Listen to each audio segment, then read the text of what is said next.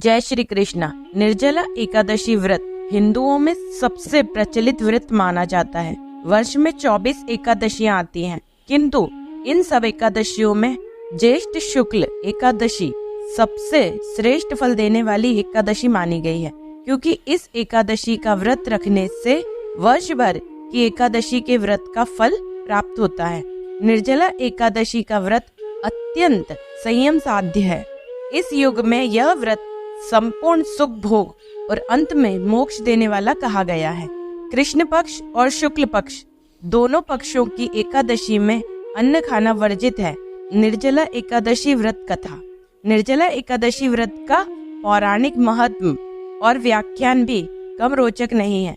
जब सर्वज्ञ वेदव्यास जी ने पांडवों को चारों पुरुषार्थ धर्म अर्थ काम मोक्ष देने वाले एकादशी व्रत का संकल्प कराया था, तब युधिष्ठिर ने कहा, जनार्दन, ज्येष्ठ मास के शुक्ल पक्ष में जो एकादशी पड़ती हो, कृपया उसका वर्णन कीजिए। भगवान श्री कृष्ण ने कहा कि हे राजन, इसका वर्णन परम धर्मात्मा सत्यवती नंदन व्यास जी करेंगे, क्योंकि वे संपूर्ण शास्त्रों के तत्वज्ञ और वेद वेदांगों के पारंगत विद्वान हैं। तब व्यास जी कहने लगे, कृष्ण पक्ष और शुक्ल पक्ष दोनों पक्षों की एकादशी में अन्न खाना वर्जित है।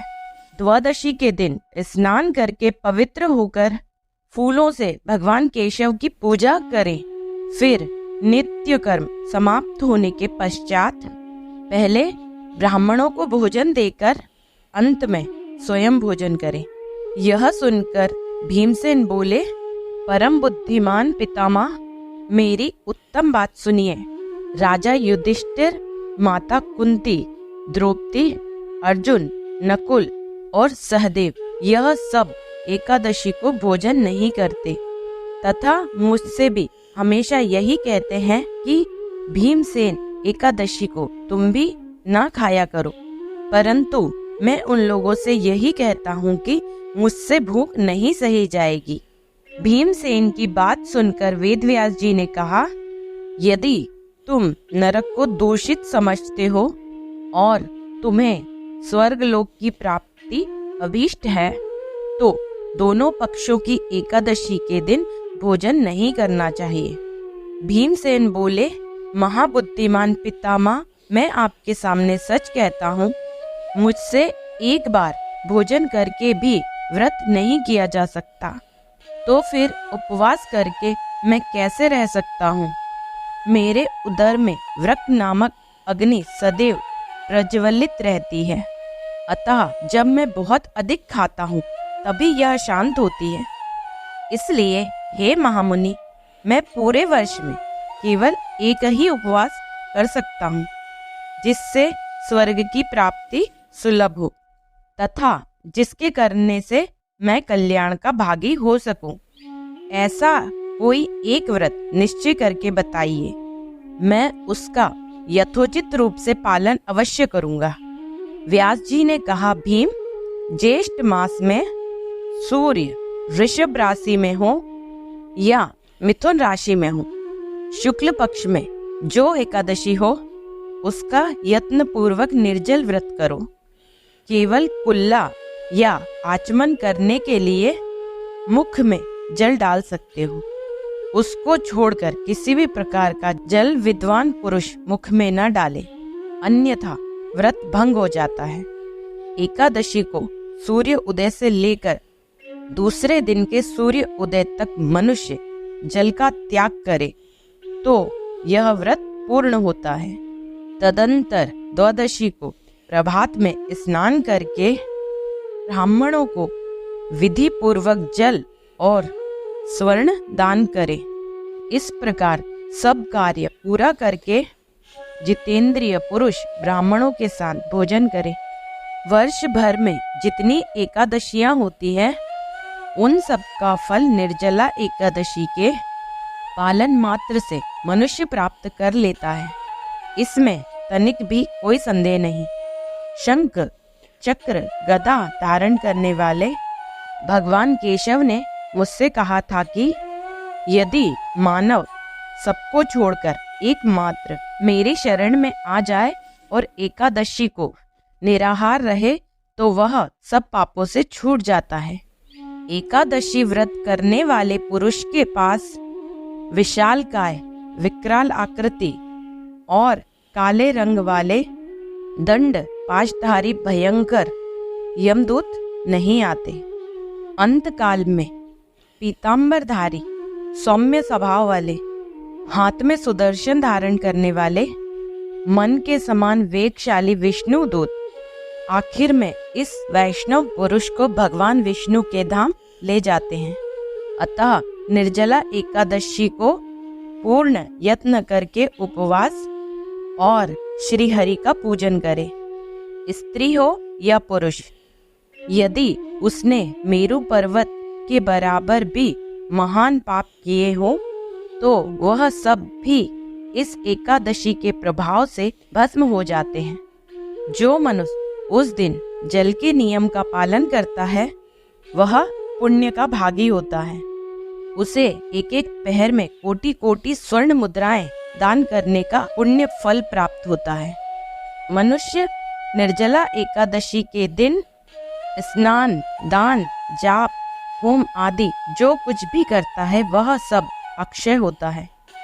यह स्वयं भगवान श्री कृष्ण का कथन है। निर्जला एकादशी को विधि पूर्वक उत्तम रीति से उपवास करके मनुष्य वैष्णव पद को प्राप्त कर लेता है। जो मनुष्य एकादशी के दिन अन्न खाता है वह पाप का भोजन करता है। इस लोक में वह चांडाल के समान है और मरने पर दुर्गति को प्राप्त होता है।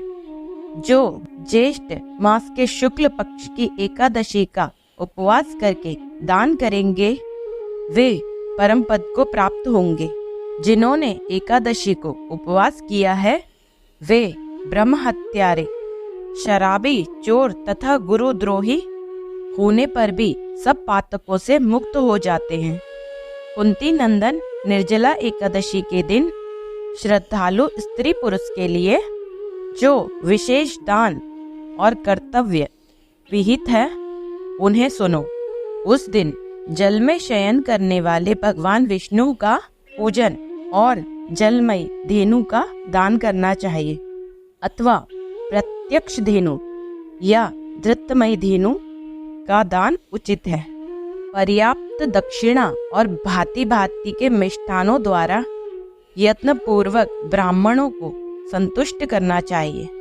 ऐसा करने से ब्राह्मण अवश्य संतुष्ट होते हैं और उनके संतुष्ट होने पर भगवान श्री हरि मोक्ष प्रदान करते हैं। जिन्होंने शम, दम और दान में प्रवृत्त हो श्री हरि की पूजा और रात्रि में जागरण करते हुए इस निर्जला एकादशी का व्रत किया है, उन्होंने अपने साथ ही बीती हुई 100 पीढ़ियों को और आने वाली 100 पीढ़ियों को भगवान वासुदेव के परम धाम में पहुंचा दिया। निर्जला एकादशी के दिन अन्न, वस्त्र, गौ, जल, सैया, सुंदर आसन, कमंडलू तथा छाता दान करना चाहिए। जो श्रेष्ठ तथा सुपात्र ब्राह्मण को जूता दान करते हैं वह सोने के विमान पर बैठकर स्वर्गलोक में प्रतिष्ठित होता है। जो इस एकादशी की महिमा को भक्ति पूर्वक सुनता है अथवा उसका वर्णन करता है वह स्वर्गलोक में जाता है। चतुर्दशी युक्त अमावस्या को सूर्य ग्रहण के समय श्राद्ध करके मनुष्य जिस फल को प्राप्त करता है वही फल इसके श्रवण से भी प्राप्त होता है। पहले दंत धावन करके यह नियम लेना चाहिए कि मैं भगवान केशव की प्रसन्नता के लिए एकादशी को निराहार रहकर आचमन के सिवा दूसरे जल का त्याग करूंगा। द्वादशी को देवेश्वर भगवान विष्णु का पूजन करना चाहिए। गंध, धूप, पुष्प और सुंदर वस्त्र से विधि पूर्वक पूजन करके जल के घड़े के दान का संकल्प करते हुए निम्नलिखित मंत्र का उच्चारण करें। संसार सागर से तारने वाले हे देव ऋषिकेश, इस जल के घड़े का दान करने से आप मुझे परम गति की प्राप्ति कराएं। भीमसेन, ज्येष्ठ मास के शुक्ल पक्ष की जो एकादशी होती है उसका निर्जला व्रत करना चाहिए। उस दिन श्रेष्ठ ब्राह्मणों को शक्कर के साथ जल के घड़े का दान करना चाहिए। ऐसा करने से मनुष्य भगवान विष्णु के समीप पहुंचकर आनंद का अनुभव करता है। तत्पश्चात द्वादशी को ब्राह्मणों को भोजन कराने के पश्चात ही स्वयं भोजन करे। जो इस प्रकार पूर्ण रूप से निर्जला एकादशी का व्रत करता है वह सब पापों से मुक्त हो आनंदमय पद को प्राप्त करता है। यह सुनकर भीमसेन ने भी इस शुभ एकादशी का व्रत आरंभ कर दिया। ज्येष्ठ शुक्ल पक्ष एकादशी के ही दिन भगवान श्री कृष्ण ने देवी रुक्मणी का हरण किया था। अतः यह एकादशी रुक्मणी हरण एकादशी के नाम से भी जानी जाती है। जो इस कथा को पढ़ते हैं, सुनते हैं अथवा किसी को सुनाते हैं उन्हें अश्वमेध यज्ञ के फल की प्राप्ति होती है। जय श्री कृष्ण।